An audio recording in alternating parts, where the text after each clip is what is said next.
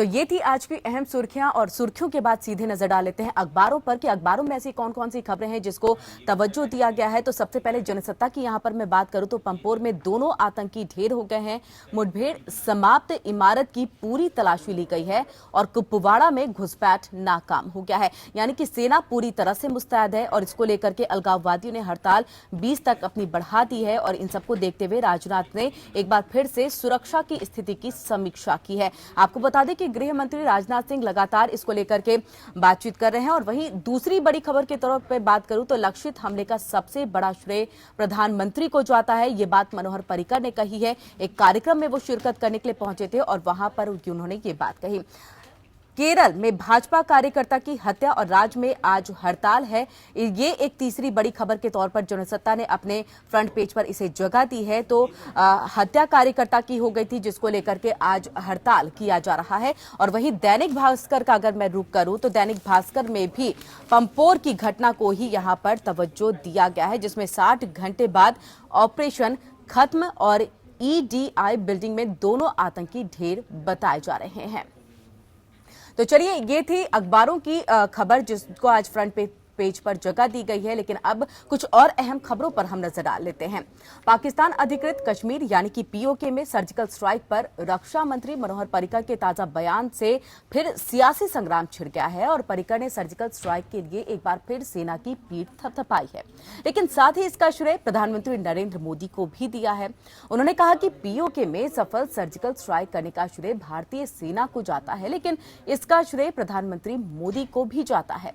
पर्रिकर ने आतंकी कैंपों पर सर्जिकल स्ट्राइक का फैसला लेने के लिए प्रधानमंत्री नरेंद्र मोदी की सराहना की है।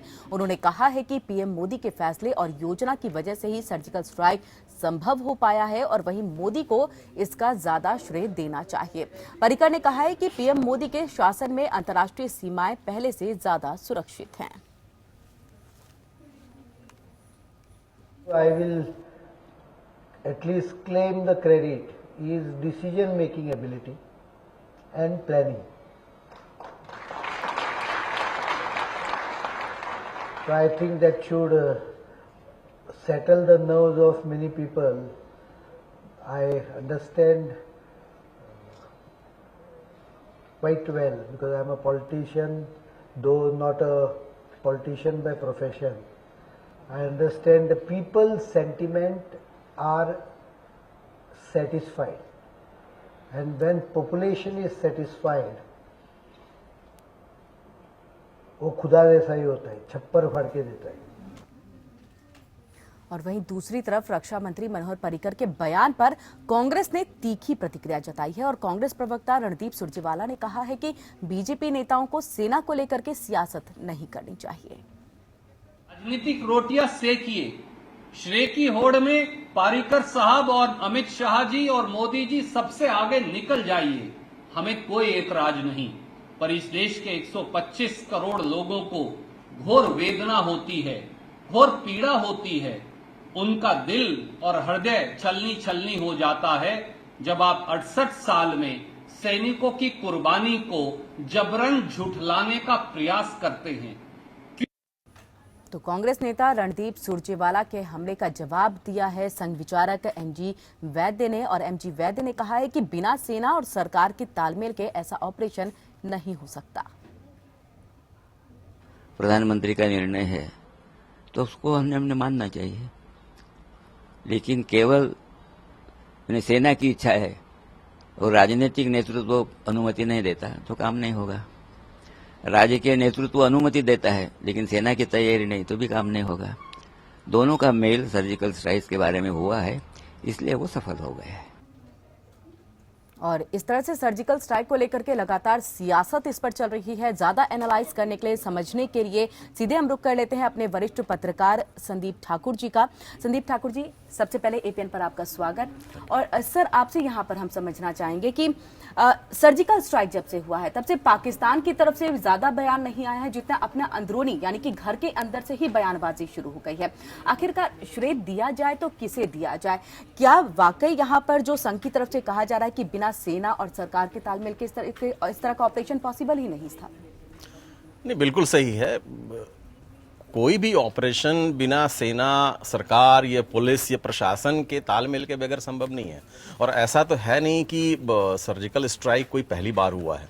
ये जो श्रेय देने का खेल है, ये पूरा मामला मेरी नज़र में राजनीतिकरण का है जी। और इसके पर्दे के पीछे जो इसके पीछे जो सोच है वो है आगामी उत्तर प्रदेश चुनाव। देश का सबसे बड़ा राज्य है जी। बिहार बीजेपी लूज कर चुकी है और उत्तर प्रदेश वो किसी हाल में लूज नहीं करना चाहती। तो ये सारा जो हाइप है, अगर आप इसको एक देखें तो एक सुनियोजित तरीके से ये चीजें धीरे धीरे आगे बढ़ रही हैं। मसलन पहले खबर ये आती है कि साहब आतंकवादियों ने हमारे सेना के कैंप पे हमला किया और 17 जवान मारे गए। उसको एक गैप दिया जाता है, छोड़ दिया जाता है सिंपैथी गेन करने के लिए एक लोगों का कि भाई सेना के जवान मारे गए। एक सोशल मीडिया के थ्रू, न्यूज़पेपर के थ्रू, चैनलों के थ्रू ये पूरा प्रचारित किया जाता है या उसको दिखाया इस तरीके से जाता है ताकि लोगों की सिंपैथी ज़्यादा से ज़्यादा सैनिकों के प्रति आए। ऐसा नहीं है कि सेना के जवान पहली बार मारे जा रहे हैं, जो भी मारे जा रहे हैं वो दुर्भाग्यपूर्ण है। लेकिन जिस तरीके से इस पूरे मामले को एक धीरे धीरे ऊपर उठाया जा रहा है, ये दुर्भाग्यपूर्ण है। बिल्कुल। यहाँ पर बोलिए सर। अगर इस पूरी लड़ाई या पूरे सर्जिकल स्ट्राइक या किसी का श्रेय अगर किसी को दिया जा सकता है तो वो सैनिक है, सैनिक को ही दिया जाना चाहिए। और ये जो श्रेय लेने की होड़ लगी हुई है राजनेताओं में, एक दूसरे के ऊपर एलिगेशंस, काउंटर एलिगेशंस हैं, ये गलत है। लेकिन सर, सेना का नाम इस तरह से, जिस तरह मायावती ने कहा है कि जब रामलीला देखने के लिए ऐशबाग पहुंचे थे प्रधानमंत्री नरेंद्र मोदी, तो उस वक्त उन्होंने सेना का जिक्र ही नहीं किया है। पीठ जरूर थपथपाई है लेकिन सेना का जिक्र नहीं किया, जो कि दुर्भाग्यपूर्ण रहा है। तो क्या यहाँ पर बीजेपी की तरफ से भी, या हम कहें कि प्रधानमंत्री नरेंद्र मोदी की तरफ से भी एक गलत जो संदेश है वो देने की कोशिश की जा रही है? यकीनन नरेंद्र मोदी जी कोई भी बात बिना किसी उद्देश्य के या बिना किसी सामने लक्ष्य के नहीं बोलते हैं जी। अगर उन्होंने सेना को, जैसे आप बता रही हैं कि मायावती जी ने कहा कि अगर उन्होंने सेना को इसका श्रेय या क्रेडिट नहीं दिया है तो आप सोच सकते हैं कि मामला सैनिक ज़्यादा है, बॉर्डर का ज़्यादा है, भारत पाकिस्तान का ज़्यादा है या इंटरनल पॉलिटिक्स का ज़्यादा है। ये तो खुद ही अपने आप में ये बयान साबित करता है कि साहब हम इसका श्रेय लेना चाहते हैं। अगर बीजेपी नहीं होती तो ये नहीं होता। अब जैसे रक्षा मंत्री का बयान आया कि साहब आज तक सर्जिकल स्ट्राइक हुई ही नहीं। बिल्कुल। तो सवाल ये है कि ये बयान इतने दिनों के बाद क्यों आया? ऐसा नहीं है कि वो उन्होंने अनजाने में दिया है। इसके पीछे पूरी एक सोची समझी रणनीति है और इसलिए पारीकर ने आज बोला है। क्या वो डिफेंस मिनिस्टर हैं, उनको इमीडिएटली नहीं बोलना चाहिए था कि साहब आज तक सर्जिकल स्ट्राइक नहीं हुआ? जब ये हुआ कि न्यूज़पेपर में आया, मीडिया में आया कि साहब 2011 में सर्जिकल स्ट्राइक हुआ था और मनमोहन सिंह ने नहीं बताया था और वगैरह वगैरह, अब जाके पारीकर साहब ने इसका एनकाउंटर किया। तो वाई, ये तो इसके पीछे राजनीति है और कुछ भी नहीं है। सर, ये जो इस तरह की राजनीति हो रही है, कि इसका असर जो है अंतर्राष्ट्रीय मंच से जो हमें समर्थन मिल रहा है उस पर नहीं पड़ेगा? बिल्कुल पड़ेगा। अभी इनके सामने जो सबसे पहला मामला है वो है कि उत्तर प्रदेश का चुनाव एन केन प्राकरण इनको जीतना है जी। अगर आप मोदी जी का मूवमेंट देखें, 2014 में दीपावली मोदी जी ने कश्मीर में मनाई थी। 2015 में जयप्रकाश नारायण के शताब्दी को और उनके तमाम चीजों को बिहार चुनाव की वजह से हाई लेवल पे हाईलाइट्स किया था। सारे बीजेपी और सारी चीज, पूरी सत्ता जो है वो बिहार में लगी हुई थी। 2016 में उत्तर प्रदेश के चुनाव की वजह से ये सारा कुछ हो रहा है और मैं पहले ही प्रेडिक्ट करता हूं कि 2017 में गुजरात का चुनाव है और मोदी जी देखिएगा, और बीजेपी और मोदी जी का जो आना जाना गुजरात और गुजरात को लेकर तमाम चीजें सामने आएंगी अगले साल। तो ये बिल्कुल चुनावी रणनीति है। और बिल्कुल सर, और विपक्ष की तरफ से आरोप भी लगाया गया है कि अगर यही बिहार में चुनाव हो रहा तो शायद रुख प्रधानमंत्री नरेंद्र मोदी का उस तरफ होता। आप बने रहिए सर हमारे साथ, आगे भी तमाम खबरों पर आपसे हम विचार विमर्श करेंगे, समझने की कोशिश करेंगे और खबरों को एनालाइज करने की कोशिश करेंगे। आतंकी सरगना मसूद अजहर और हाफिज सईद के खिलाफ कार्रवाई नहीं करने से अपने ही देश में प्रधानमंत्री नवाज शरीफ घिरते नजर आ रहे हैं। दरअसल पाकिस्तानी मीडिया ने सरकार से पूछा है कि आखिर इन दोनों के खिलाफ कार्रवाई क्यों नहीं की जा रही है। पाकिस्तानी मीडिया ने पाकिस्तान की सरकार और सेना से ये सवाल किया है कि मसूद अजहर और हाफिज सईद के खिलाफ कार्रवाई क्यों नहीं की जा रही है। इन लोगों के खिलाफ कार्रवाई देश की राष्ट्रीय सुरक्षा के लिए किस तरह से खतरा है। और एक बार फिर से हम रुक कर लेते हैं वरिष्ठ पत्रकार संदीप जी का। संदीप जी, यहाँ पर नवाज शरीफ भले ही बयान बहुत बार दे देते हैं कि हमारी सेना तैयार है, युद्ध के लिए हम तैयार हैं, अगर भारत बात नहीं करना चाहता तो हम नहीं करेंगे, लेकिन अब जो ये अंदरूनी कला है, कला भी नहीं कहेंगे, कि अंदर से जो एक आवाज आ रही है कि आखिरकार आप मसूद अजहर के खिलाफ या फिर हाफिज सईद के खिलाफ कार्रवाई क्यों नहीं करते, तो घिरते पूरी तरह से नजर आ रहे हैं। नहीं, देखिए क्या है कि मेरे हिसाब से युद्ध का जमाना तो गया जी। और अगर हम अपने देश की बात करें तो मोदी जी विकास के एजेंडे को लेकर सत्ता में आए हैं और युद्ध और विकास दोनों परस्पर विरोधाभासी है। तो मुझे तो नहीं लगता है कि ना पाकिस्तान युद्ध करने की स्थिति में है ना भारत युद्ध करने की स्थिति में जी। लेकिन हाँ, ये एक ऐसा सेंटिमेंटल और इमोशनल मामला है जिसको कैश करके अपना फायदा जरूर उठाया जा सकता है। यही काम भारत की सरकार भी कर रही है और यही काम पाकिस्तान की सरकार भी करने की कोशिश कर रही है। वो भी अपने आवाम को बरगलाने की कोशिश कर रही है और यहाँ भी सत्ता में जो लोग बैठे हैं वो आवाम को बरगलाने की कोशिश कर रहे हैं। युद्ध अंदर से कोई भी नहीं चाहता और ये बात हमारे प्रधानमंत्री जी ने लखनऊ में रामलीला के मंच से साफ कहा था कि युद्ध कोई किसी चीज का समाधान नहीं है, बल्कि हम युद्ध के लिए नहीं बल्कि बुद्ध के देश के तौर पे जाने जाते हैं। और तो ये साफ है कि युद्ध की स्थिति में दोनों देशों में से कोई नहीं है। लेकिन इसके बावजूद सर, नवाज शरीफ या पाकिस्तान की हम बात करें, सुधरने को तैयारी है। सिर्फ पाक मीडिया ही नहीं, इसको लेकर के तो अब जनता भी जो है वो सामने आ रही है। उनकी तरफ से ये भी कहा जा रहा है कि हाँ, सुरक्षा दी जाती है मसूद अजहर और हाफिज सईद इनको, और अभी जो इनका ठिकाना है वो बदला भी गया है, सुरक्षा व्यवस्था और कड़ी कर दी गई है। तो ये सारी चीजें किस दिशा में पाकिस्तान को लेकर के जा रही है कि आगे क्या कदम किया जाएगा, कदम उठाया जाएगा उनकी तरफ से? देखिए, पाकिस्तान में नवाज शरीफ हैं जरूर सत्ता में जी। लेकिन पाकिस्तान, ये सब जानते हैं कि पाकिस्तान की सत्ता के पीछे वहाँ की आर्मी का बहुत बड़ा हाथ होता है और आर्मी वहाँ के सत्ता को चलाती है, गवर्न करती है, डायरेक्ट करती है। जी।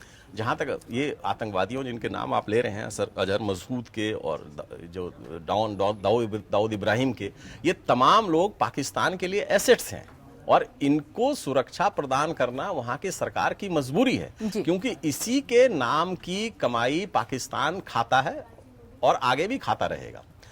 अब सवाल यह है कि इसको तो अमेरिका भी इस बात को मान चुका है कि दाऊद इब्राहिम वही हैं, अजहर मसूद वही हैं, लेकिन कोई भी कार्रवाई करने की स्थिति में या कार्रवाई करने की दिशा में कोई गंभीर प्रयास हो रहा हो, ऐसा मुझे कम से कम नहीं दिखता। बिल्कुल सर, बने रहिए सर हमारे साथ, आपसे और भी तमाम खबरों पर हम चर्चा करेंगे। वहीं भारतीय जनता पार्टी ने केरल में पार्टी कार्यकर्ता की हत्या के विरोध में आज राज्य बंद का आह्वान किया है।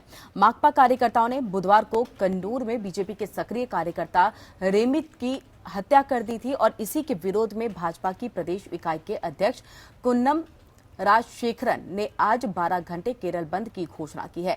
बीजेपी कार्यकर्ता की रेमित की हत्या मुख्यमंत्री पिनरई विजयन के आवास के पास हुई थी और एक पुलिस अधिकारी ने कहा कि पिनरई के गांव में एक पेट्रोल पंप के सामने उस पर हमला किया गया था। राजशेखरन ने कहा है कि इससे पहले माकपा कार्यकर्ताओं ने रेमित के पिता की भी हत्या कर दी थी और ये हत्या सोमवार को माकपा नेता के मोहन्नन की हत्या के बाद हुई है और ऐसा माना जा रहा है कि मोहन्नन की हत्या राष्ट्रीय स्वयंसेवक संघ यानी कि आरएसएस के कार्यकर्ताओं ने की थी।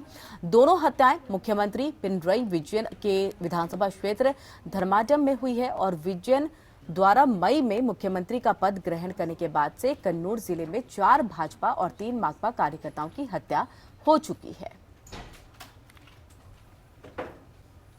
और एक बार फिर से हम सीधे रुक कर लेते हैं वरिष्ठ पत्रकार संदीप जी का। संदीप जी, यहाँ पर जिस तरह से केरल में आज बंद का आह्वान किया गया है और ऐसा कहा जा रहा है कि अब तक उसी विधानसभा क्षेत्र में 4 हत्याएं भाजपा के कार्यकर्ताओं की हो चुकी है, 3 हत्याएं जो है वो माकपा के कार्यकर्ताओं की हो चुकी है। राजनीति की अगर हम देखें तो यहाँ पर इस तरह की स्थिति पैदा हो चुकी है कि अब हत्याओं के जरिए लोग राजनीति कर रहे हैं।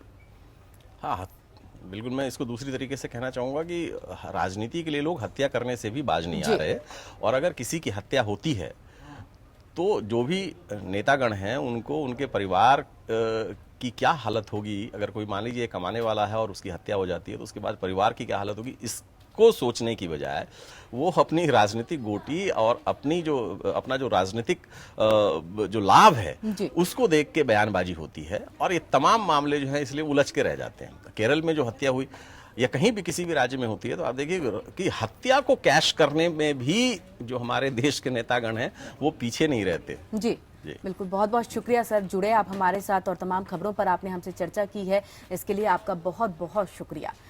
तो अब बात हम संसद के शीतकालीन सत्र की कर लेते हैं। तय समय से पहले आहूत जाने की उम्मीद यहां पर की जा रही है और संसद का शीतकालीन सत्र नवंबर के दूसरे सप्ताह से शुरू हो सकता है। इस संबंध में आज कैबिनेट की संसदीय मामलों की समिति यानी कि सीसीपीए की बैठक में फैसला लिए जाने की उम्मीद है और शीतकालीन सत्र आमतौर पर नवंबर के तीसरे या चौथे सप्ताह में आहूत किया जाता है, लेकिन इस वर्ष सरकार महीने भर चलने वाला सत्र त्योहारी मौसम की समाप्ति के तत्काल बाद शुरू करने पर विचार कर रही है। पहले सत्र आहूत होने से केंद्रीय जीएसटी और एकीकृत जीएसटी विधेयकों को आगे बढ़ाने में मदद मिलेगी और इससे जीएसटी को नवंबर के भीतर या अधिक से अधिक दिसंबर के शुरू में मंजूर होने का मार्ग प्रशस्त होगा और गृह मंत्री राजनाथ सिंह की बैठक की अध्यक्षता करेंगे। आपको बता दें कि वित्त मंत्री अरुण जेटली, विदेश मंत्री सुषमा स्वराज और संसदीय मामलों के मंत्री अनंत कुमार सीसीपीए के सदस्य हैं।